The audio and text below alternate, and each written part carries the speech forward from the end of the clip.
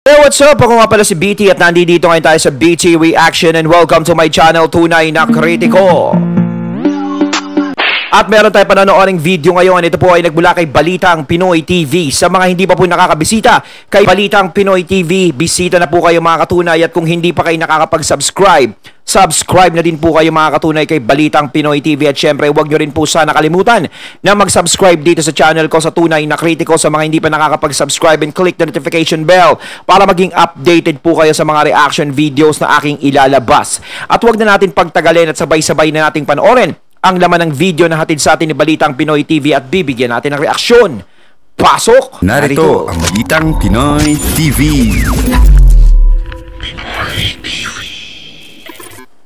Magandang araw sa atin lahat mga kababayan. Dito na naman tayo sa another episode ng ating vlogs. Pag-uusapan natin ngayon, ito po no.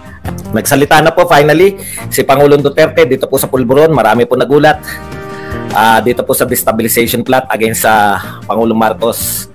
At saka dito po sa ICC, pagtakbo niya sa 2025. No? Hindi pa natin po napanood pero binasa na po natin yung ano kasi nagmamadali po tayo, lilipat po tayo ngayon ng hotel sa mas mura-mura ng hotel. Medyo may kamahalan po dito. Tama na yung pag-enjoy sa masarap na hotel, doon na lang po tayo sa mura-mura na konti. Yan po mga pag-uusapan natin. Pero bago yan, kung bago ka pa lang dito sa ating channel, mag-subscribe ka na. Dahil ito lang ang tayong channel na may kinikilingan, may pinapanigan, una sa balita, uli sa impormasyon, kaya ano pang hinihintay nyo? Pindot na, okay. Pag-usapan po natin, no? Nagulantang na naman po at durog na naman po sila kay Pangulong Duterte. Minsan pa, pinakita na naman po ni Pangulong Duterte na una po siya lagi sa yung akala po ng lahat na basang-basa na nila yung galawan ng mga Duterte. Pati po ng mga Duterte supporters, basang-basa na nila yung atake sa mga Duterte. Bigla po silang ginulantang ng mga press ko nito. Tapos, ayun po, pati po yung mga Duterte supporters, kasama na po yung mga Duterte vloggers, naliwanagan po sa mga issue, no? Kasi po, iba talaga yung mga Duterte, lagi po naglilinaw. Yan po ang kagandahan po sa sinusuportahan namin, malinaw po ang mga pagkilos, pero hindi mo mauunahan, no? Hindi mo mauunahan sa anong tawag doon, sa diskarte, no? Wala po nakakaalam wala po nakakaalam na tatablahin niya yung issue ng Pulburon, etc. Para malinaw po ang lahat, no? Gulantang po, akala po nila ay madali pong banatan. Alam naman po natin na sa isang vlog po natin, parang diversionary tactics bilang yung mga pinagsasabi po ng Pulburon. May desktop pa, may mga pirma-pirmahan, no? Linawin lang po natin, no? Before po mailabas yung Pulburon, meron na pong movement, no? Meron na pong pirmahan yung PMA. Dahil po ang reaction po nila, wala po sa Pulburon, no? Lilinaw ko lang po yung Pulburon issue kasi sinasabi na po ngayon ni Duterte, ni Pangulong Duterte, ito po, wala yan, yung video, there's no such thing. Kasi kung nandyan pa yan, matagal na lumabas yan, wala yan. Oo nga parang napapansin ko dyan sa videong yan, kung talagang meron yan, dapat matagal nang lumabas yan. Lalo na syempre, eleksyon. Tumatakbo si PBBM noon. No, dapat lumabas na yun. Syempre kung gustong manalo ng mga kalaban niya, pero bakit hindi lumabas yung video na yun? Ngayon, kung meron, di natin alam. No, kahit ako, di ko alam yan Dahil Pulburon. Pero ika nga is, nagsalita naman si FPRRD nga, sinabi ni Sir Badong. Pero nadinig ko rin yun. No? Wala yan, parang ganun. Di dapat matagal na lumabas yan. Tama nga naman, may punto. Dapat matagal na lumabas yan. Bakit ngayon palalabas yan? O bakit itatago pa? Kasi syempre, ibang usapan na yan. Dahil mabigat na paratang sa Pangulo yan kung tutuusin. Mabigat siyang ipinaparatang nila. Pero, ano ba? Diba? Pero, alam nyo, talagang dapat na lang tayo magkaisa no? Kahit yung mga destabilisasyon na yan. Sana wag naman mangyari yung mga ganyang bagay. Maayos pa sana kung maaayos pa. Kasi ang dapat tayo dito sa bansa natin, tayo ay magkaisa Buong tiwala tayong bumoto sa unity team kasi. Eto inisip natin noong eleksyon, mababago na ang gobyerno natin. Labas si FPRRD dito no? Naging maayos naman ang pagpapatakbo ni FPRRD nung termino niya. No? Eto, nakita natin si BBM tsaka si BP Sara is magkasama. Nakita natin na ang unity team, ito ang pag-asa. Kaya talagang nanalo sila. Tapos, madidismaya tayo na, bakit ganito yung nangyayari? No? Bakit BP Sara, PBBM, bakit nagkakaganito? Diba? Ang unit team na inasahan natin is, bakit nagkakagulo? No, sino ba talaga yung gumugulo niyan? No? Parang ganun eh. Sana mapansin nila yan. No? Kasi nalulungkot ako. No? Sinuportahan natin ang unit team eh. Sinuportahan natin yan. Nagbigay tayo ng pagtatanggol, ganyan. Pero sana is maayos pa tong problema na to. At saka naman yung mga alipores dyan na nasa gilid-gilid nyo umayos naman sana, Mariosep. Para kasi yun na nagpapalala eh. Kaya tuloy napapahamak yung pangalan ni PBBM sa nangyayari. Kung tutusin, lahat tumatama kay PBBM eh. Kahit hindi siya may gawa, kapag ginawa ng mga kasama niya, tatalbog sa kanya. No? Hindi lang pagkakaibigan ng dalawa yung nasisira, kundi yung magandang samahan ng unity mang nasisira. Okay, so yan po yung mga sinabi, Bumbo. Actually, marami po nagtatanong sa amin, Badong, bakit wala kang sinasabi sa pulbo?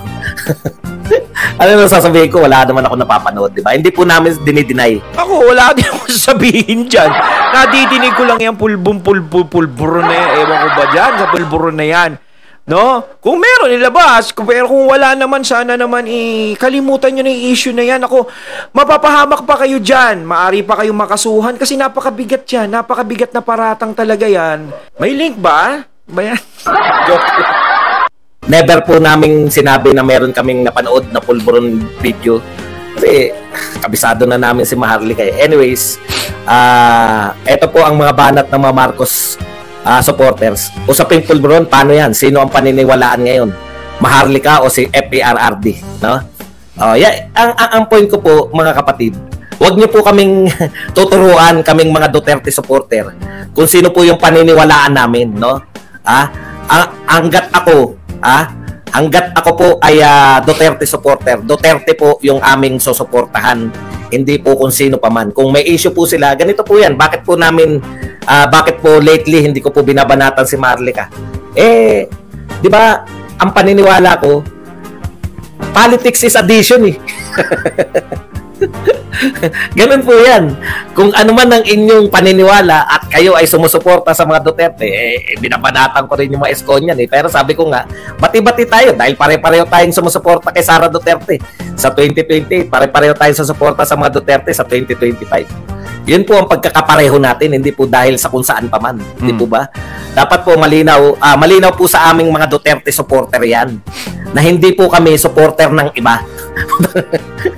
Kahit po, akala nyo malilito kami pag nagbiyak yung unit team, hindi po kami nalito. Kasi may nag-iisip po eh. Pinagtatanggol mo si Marcos, sasabihin mo Duterte ka. Paano pag naghiwalay yan? Nakita nyo na po sa actual. Kami po ay Duterte, ang kulto ni Digong ay mananatili po sa mga Duterte. Wala po kami Ako talagang binoto ko si PBBM, binoto ko si VP Sara kasi pareho ko silang gusto. No, para sa akin. Malaki ang naging tiwala ko talaga sa kanila. Ang ganda nung nakikita ko sa kanila. Kung tutusin, yung mga senador nga nila, pinagboboboto ko yan. Diba? Bet ko talaga sila. Kasi sa kanila ko naramdaman nun na, baka magbago yung bansa. Kaso parang, nanalo kayo, na ba naman kayo?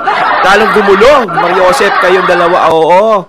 BP Sara, PBBM, magsalita naman kayo dyan, di ba? Kailangan din namin ng paliwanag dyan para sa kasakali. Siyempre, sino ba naman tayo? Siyempre, presidente yan, vice president. Pero, hinihintay ko talaga yung salita nila tungkol sa mga nangyayari na to. Lituhan. Hindi po kami nalilito kahit kailan. Pati po yung pagrarally po namin, wala po kaming nirally tungkol sa pulburon, wala po kaming nirally tungkol sa mga destabilization na umupo na si Sara Duterte. Wala pong ganun.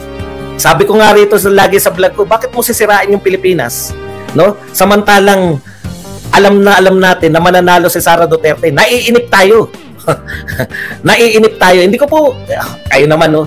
Ang sinasabi ko rito, sinasagot ko tong tangang BBM supporter. Ito ang tanong niya, paano yan? Sino ang paniniwalaan nyo ngayon?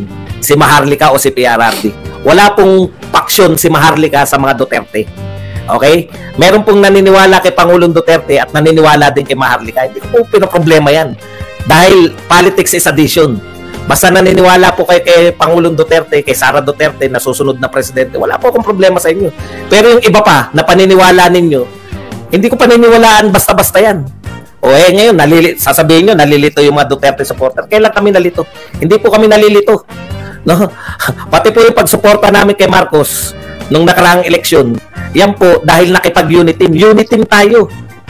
Hindi po dahil sa anong tawag doon? Hindi po dahil sa kay Marcos o kung ano pa man. Ibig sabihin ng uniteam, dalawa. Hindi po nalusaw yung Duterte supporter. Nagkakaliwanagan po tayo. Sila nalilito kasi hindi nila ma-distinguish na lahat ng kalaban ni Marcos, akala nila iisa lang yung iniisip. Ako nga, sa totoo lang, sinabi ko na nga yan 2 days ago. Nakabuti pa nga sa kanila yung pulburon-pulburon na yan dahil, di ba? Teka muna, asan yung pulburon? Yun na lang nga sinasagot nila asan yung pulburon? Samantalang ang dami-daming legitimate issue. Sabi ko nga, asan yung pulburon, Sir Badong? Nandun sa tindahan, marami. Sarap gano'n yung malalaki tapos may pinipig. Ano ba yan? Okay lang naman yung magsalita kayo, pero wag nating kalimutan yung mga legitimate issue laban dito sa pamahalaan na to. No, yung, 'di ba? Inulit-ulit ko 'yan yung sinabi ni PRRD tungkol sa pondo. No, yung naghanap tayo ng resibo. Tapos yung sinisira nila si Sara Duterte sa confidential fund. Maglabas kayo. Yun po 'yun. Malinaw po 'yun. No? Okay, ikalawang punto. Ito pong sa destabilization. Para po malinaw kasi ginagamit nila yan Lagi, tawag na sa mga Duterte vloggers, destab vloggers, di ba? Ayan po ang sinabi ni Pangulong Duterte. Sino namang gagong pulis o military ang makikipag-meeting sa akin to destab? He said, bakit ko hindi ginawa yan when I was at the height of my naging presidente na ako? For what purpose? To place somebody else in place of Marcos? I'm comfortable with Marcos. Why should I replace him? And who am I to replace him at this time of my life? Tignan nyo It's either they are bullshitting around or plain insecurity. Mga insecure lang po yung nagsasabi na dinidestabilize ni Pangulong Duterte ang gobyerno. Ayan malinaw na malinaw, pinaliwanag ni FPRRD wala siyang dyan para i-destabilize ang gobyerno, lalong-lalo na si PBBM. No? Kumbaga, contented na siya sa kung ano yung pinapakita ni PBBM. No? Kumbinsido na siya ron. Isa po, nakaugat kasi yan. Gusto ko kasi nilang palabasin na sabik na sabik makaupo si Sara Duterte. Di ba lagi po natin sinasagot yan? Sabik na sabik. Parang ayaw nga magpresidente ni Sara Duterte. Di ba? Parang ayaw niya nga isa vice president nga, parang sapilitan lang din siya. Parang sapilitan lang yung pagtakbo niya noon. Kanyang sabik sa kapangyarihan si Sara Duterte. Dahil lahat ng advantage para maging presidente si Sara Duterte nung last election, 2022 election, na kay Sara Duterte. Lahat ng advantage. Ano po yung mga advantage niya? Number 1 siya. So, yan ang mga panlito. Hindi mo malilito mga tao rito. Mga mga wais mga tao rito. Okay, una, siya po ang number 1 sa lahat ng presidential survey bago siya nag-file ng pagiging mayor. Ikalawa, no? Siya rin po ay anak ng presidente. baka nakakalimutan natin lahat ng resources. Ang daling kumuha ng presidente tapos number 1 pa siya. Pucha, ano pa ang hanapin ni Sara Duterte? Kung gusto niya talagang maupo. Kaya nga po, pinasasama po nila si Sara Duterte dyan Tapos distab na yan. Samantalang malinaw po na wala naman pong nananawagan na let Sara lead. Sabi ko nga, anong let Sara lead? Nagrally kami lahat. Ang ganda na sana ng chance yun, di ba? Nagrally ka, wala naman pong umaangal na may audio, baka ikaw lang. Nagrally po kami lahat. Wala po akong narinig doon na nagsabi na ngayon na, palayasin. Hindi po Di ba? Yun ang pinakamagandang chance. Tsaka kainitan yun, lahat. Lahat. Sana tatakbo siya. Tsaka hindi naman nagsasalita si FPRRD na pababain si PBBM Wala naman sinasabing ganun. Siya pa nga yung pumipigil kay BP Sara na magpresidente. Kainitan po yun nung silakbo ng mga damdamin ng mga umatindo. Wala po nanawagan doon. Kaya yan, haka-haka lang po nila yan. Okay, ikatlo po. Yung pinalalabas po nila na ICC. No, sabi nga po ni Pangulong Duterte, alam niya walang kinalaman si Pangulong Marcos diyan. Pero alam niya po yan na mayroon talagang nagtutulak diyan sa ICC. Hindi naman po nililihim nila Trillanes yan, nila Laila de Lima, at saka ng iba pa na gustong makulong si Pangulong Duterte. Pero wala po yan, no? Kayo lang naman ang nagsabi, gigil na gigil. Gigil na kayo eh. Ha? Kayo lang yung nagsabi direkta na gustong-gusto ay takot na takot si Tatay Digong sa ICC. Hindi nga pinapansin ni Tatay Digong yung ICC niya. Alam niya po yan na marami po nangyayari sa mundo para pagtuunan tayo ng pansin. Just in case na pagtuunan tayo ng pansin, paano niyo ipapahuli si Tatay Digong sa Davao? Sinong manghuhuli kay Tatay Digong sa Davao? Pag nakipagtulungan po yung gobyerno, kaya po may karapatan yung gobyerno, kaya po nahuhuli kung sakali. Halimbawa po si Putin, matagal na pong may warrant of arrest.